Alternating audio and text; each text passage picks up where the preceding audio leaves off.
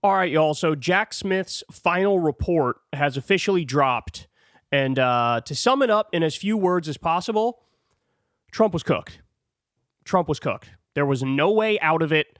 They were able to run out the clock, but if they weren't able to run out the clock, then he was donezo. So I'm going to walk you through a bunch of things here. First of all, look at this. This is, I think we heard this story before, but it's verified in the final report. Striking juxtaposition in Jack Smith's final report. While the riot raged, talking about January 6th, the TV where Trump was sitting showed a rioter saying Pence was Trump's last hope. Then Trump issued his tweet directing the mob to target Pence. When informed Pence's life was in danger, he shrugged. This is that story of, sir, they're chanting hang Mike Pence. He's like, well, maybe he deserves it. Maybe he deserves it. This is that.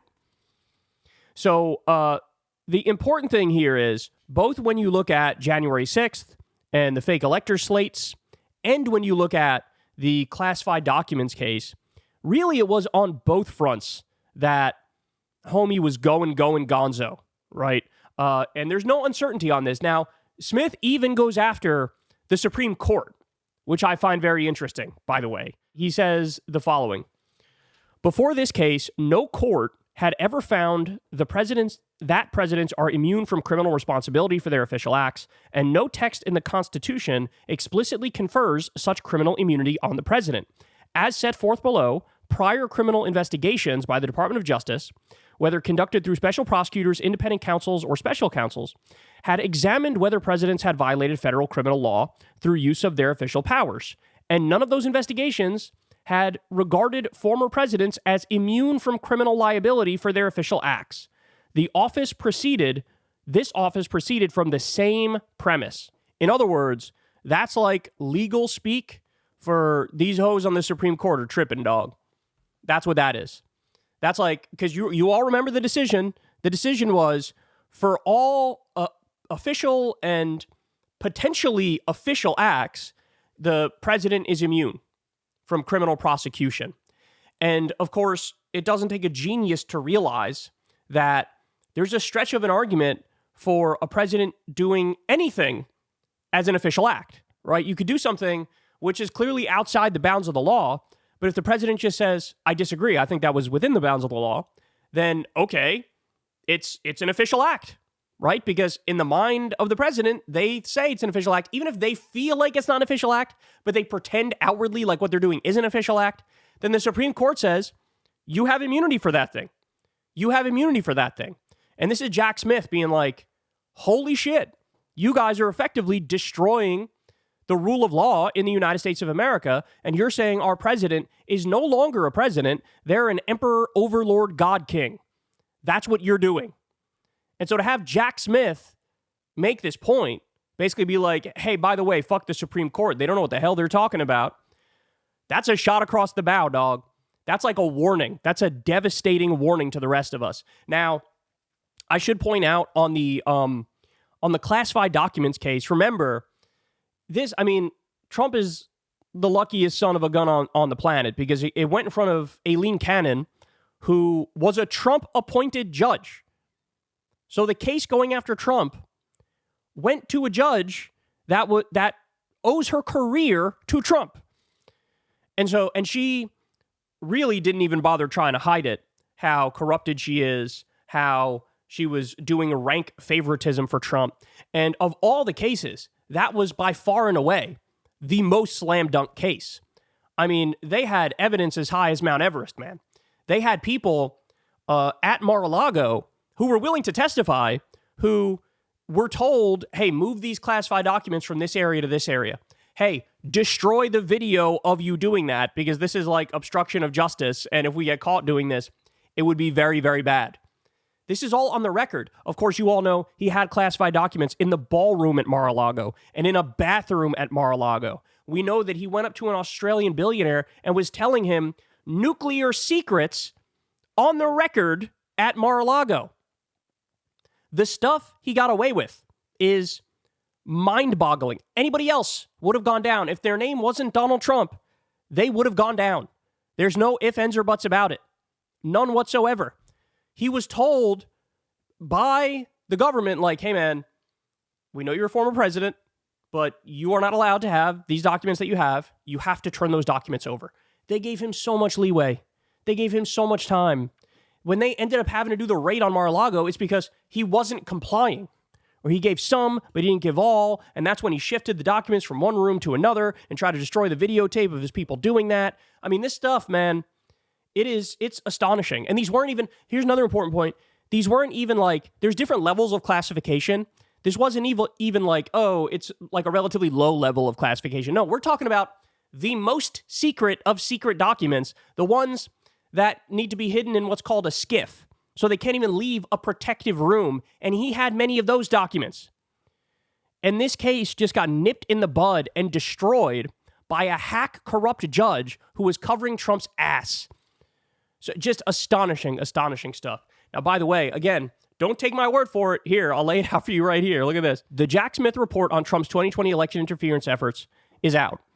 Smith says Trump would have been convicted had he not been reelected. Quote, the office assessed that the admissible evidence was sufficient to obtain and sustain a conviction at trial.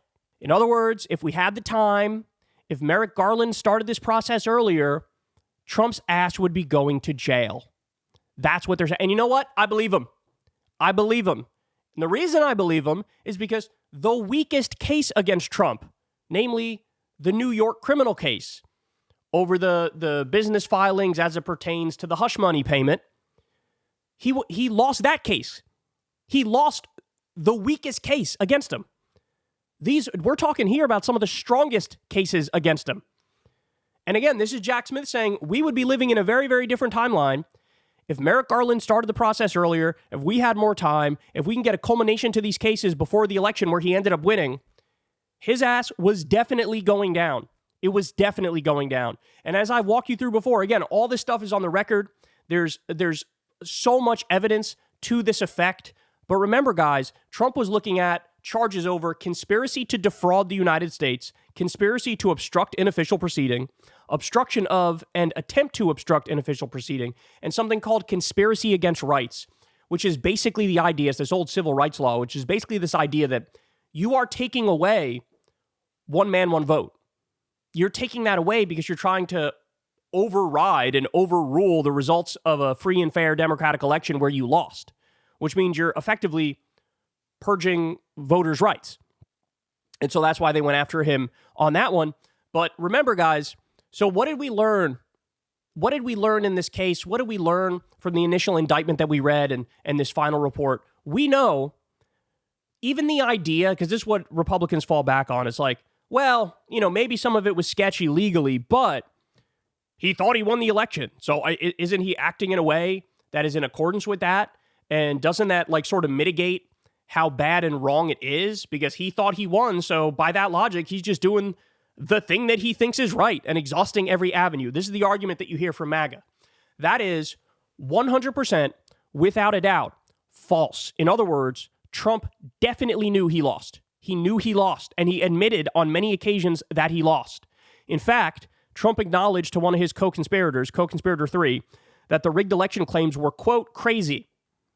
When he tried to get Mike Pence to overturn the results of the election, and Pence said no, Trump said this, quote, you're too honest, Mike.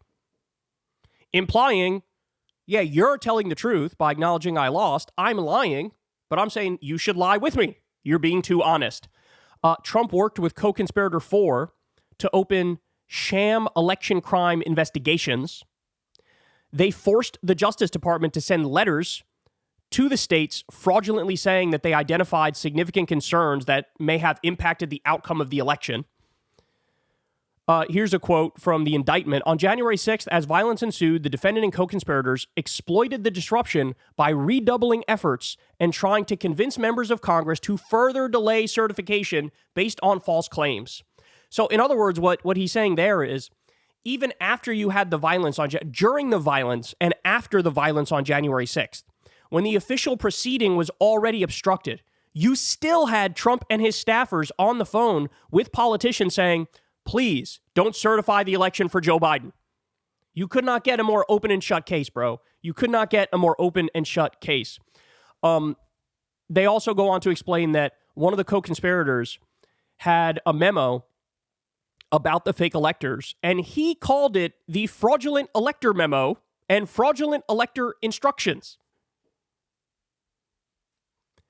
I mean, again, slam dunk, open and shut, both when you look at the classified documents portion and when you look at all the stuff around January 6th and the fake elector slate. Here's another fact. On December 13th, co-conspirator 1 and 5 had a conversation where they decided that the plan is no longer to just do the fake electors in case Trump wins. So that would be like the alternate slate of electors, the people say. They agreed, we're going to do the fake elector slates regardless if Trump wins or not. Even if he loses, we're still going to do the fake electors. So namely, that's when they acknowledged internally, what we're doing is not an alternate slate. What we're doing is not, hey, in case more evidence comes and we can say Trump won. They admitted, like, no, we're going to try to steal this thing. We're going to try to steal this thing. There was even an admission behind the scenes. There was a senior White House advisor in a meeting with Trump and two of the co-conspirators who said, quote, I don't want to know who wants to put their name on this thing because it's certifying illegal votes. Remember, guys, a lot of the people who were part of the fake elector slates, which were in a bunch of different states, by the way, Arizona, Georgia, Michigan, Nevada, New Mexico, Pennsylvania, Wisconsin, there were fake electors there. A lot of those people ended up going to jail. How can it be that the low-level offenders who partook in this because they believed in what Trump was saying, how could it be that they go to jail, but Trump and the people at the top who came up with the conspiracy are not going to jail? Make that make sense to me. Make that make sense. And they can't. They can't. It's dark, man. It's dark stuff because this is Jack Smith just verifying this notion that I certainly felt, I know many of you felt, which is that, look, if we had more time, if this process was started earlier, it was done. It was a wrap. I mean, homie had 91 criminal charges against him. I think that dropped to either 86 or 88 after the Supreme Court decision. But that's another important point is, even after the Supreme Court decision, where they said, hey, you're protected for everything that may be an official act. Even after that, Jack Smith had to go back to the drawing board, and he still came back and said, yeah, most of these charges still stand. I had to drop certain ones, but most of them still stand. And I could still convict him, even with the Supreme Court basically trying to protect Trump's ass. And so this is a real slap in the face. Like, if there was an alternate timeline, man, look, there were people, elected officials at the state level who got kicked out of office because they took part in January 6th. Under the Constitution of the United States, if you try to do an insurrection or provide aid and comfort to people who do an insurrection, you can't hold public office. And so there were people at the state level who lost their position because they took part in January 6th. Here's Trump, who was the ringleader, and he's back in the White House. Again, make that make sense. We just got news just the other day. The South Korean president, who illegally tried to declare martial law, they just arrested his ass.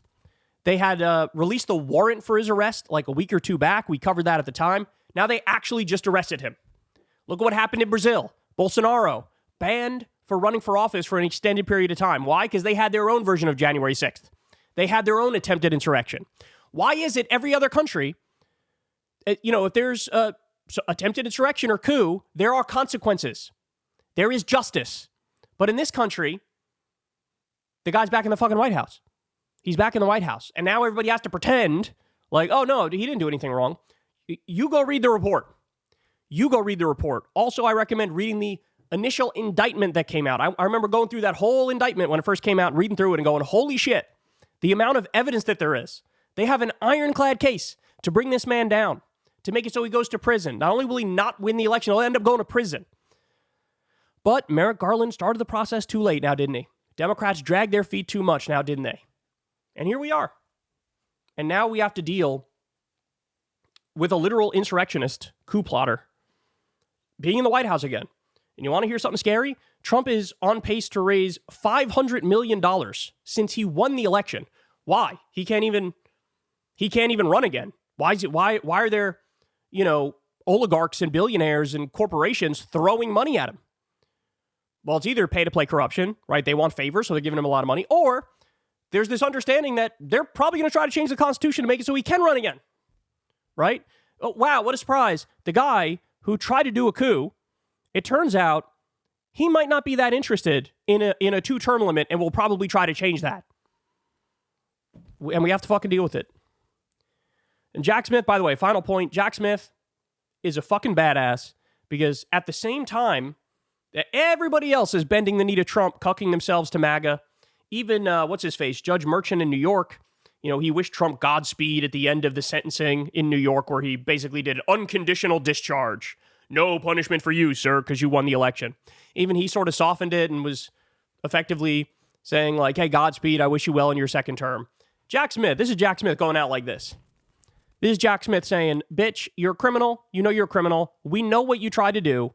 We have a tremendous amount of evidence. Anybody who reads this will understand just how much of a criminal you are, thug, gangster, asshole, prick you are, narcissistic loser.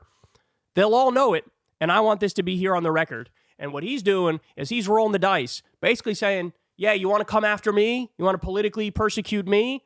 I'm your Huckleberry. That's what he's saying. Basically putting his freedom on the line here, knowing Trump is all about retribution and revenge. And he's still standing on principle. So shout out to Jack Smith. Aileen Cannon can go take a long walk off a shore pier. Trump should be nowhere near the White House. And again, don't take my word for it. You go read the original indictment, go read this final report, and you make your own mind up. Hey y'all, do me a favor and like and subscribe. It helps out big time in the algorithm. Click the bell as well for notifications when videos drop. And watch that video on screen right now. You know you want to.